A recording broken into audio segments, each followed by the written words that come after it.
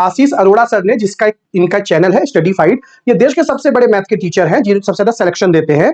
इन्होंने एक community post डाली कि अगर आप आईबीपीएस पीओ की तैयारी कर रहे हो, एसएसबीआई की, एसएससी सीजीएल की, इंटेलिजेंस ब्यूरो की, जब तक दिन के 2 मॉक नहीं दोगे सिलेक्शन नहीं होगा।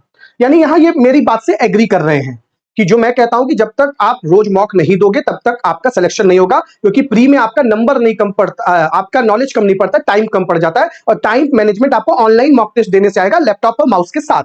अब इस बात पे दोस्तों जो है आपके 3 टीचर आपस में भिड़ गए। वो 3 टीचर जो है दोस्तों कौन है? एक तो उसके ऊपर तुरंत अमर सर ने वीडियो बना दिया कि आप ये कम्युनिटी पोस्ट डिलीट करिए, आप गलत कह रहे हैं।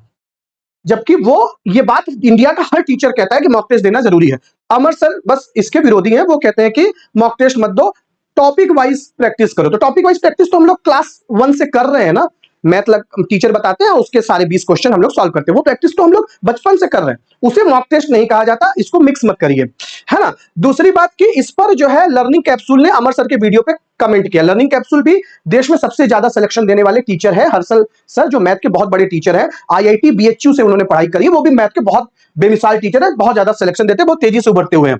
तो ये भी दोस्तों इन्होंने भी आशीष अरोड़ा सर का समर्थन किया है, यानी मेरा भी समर्थन किया है, मेरा और आशीष अरोड़ा सर का, यानी हम तीनों जो टीचर हैं हम लोग एक इस बात पे एग्री कर रहे हैं कि सर यही वो समय है जब दबाव झेलने की आदत डालनी चाहिए, अगर अभी नहीं तो कभी नहीं। 2 मॉक का कॉन्सेप्ट उन छात्रों के लिए जो रियल एग्जाम में प्रेशर से घबराना नहीं चाहते, क्योंकि रियल एग्जाम का प्रेशर ऑनलाइन एग्जाम का एकदम अलग होता है। वही पेपर ऑफलाइन देंगे तो 80 कर लोगे, वही पेपर ऑनलाइन देंगे 40 ही कर पाओगे, माउस ही नहीं चला पा रहे हो, लैपटॉप पे, क्योंकि पेपर पे देने की आदत है, लैपटॉप पे कर ही नहीं पा रहे हो चीजों को, एक सेव एंड नेक्स्ट और पर्पल कलर में मार्क फॉर रिव्यू और ये सब का यूज ही नहीं कर पा रहे हो। जब तक आप उस गेम को समझोगे नहीं, 5-6 मॉक के बाद तो आपका रिदम बनता है, 100 से 200 मॉक दोगे तो प्री निकलने शुरू होंगे। ठीक है, बात समझ में आ रही है?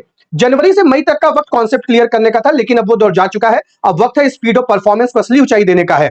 तो यह सलाह उन छात्रों के लिए है जिन्होंने अपने कॉन्सेप्ट को पहले से मजबूत कर लिया है। तो यहां तीनों टीचर एग्री करते हैं कि भाई, और हर आदमी एग्री करता है, कॉन्सेप्ट अगर आपने क्लियर कर लिया तो मॉक टेस्ट देना जरूरी है।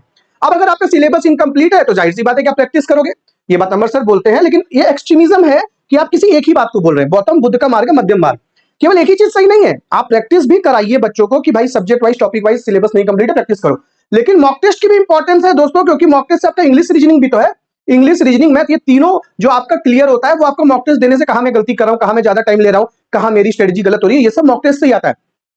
कोई एरोनॉटिक इंजीनियरिंग तो आप पढ़ा नहीं रहे, क्लास 6 से 10 तक का मैथ है, ये बच्चों ने बचपन से पढ़ा हुआ है, तो मॉक टेस्ट शुरू से भी दोगे तो भी कोई हानि नहीं है।